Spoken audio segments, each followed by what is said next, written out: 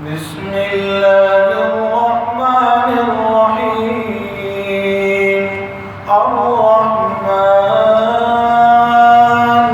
علم القرآن خلق الإنسان علمه البيان.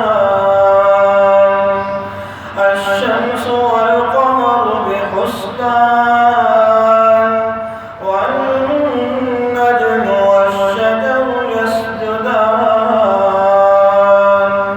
والسماء رفعها ووضع الميزان ألا تطغوا في الميزان وأقيموا الوزن بالقسط ولا تخسروا الميزان والأرض وضعها للأنام فيها فاكهة والنخل ذات الأكمام والحب ذو العصف والريحان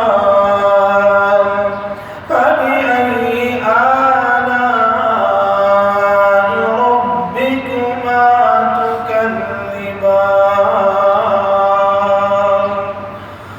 خلق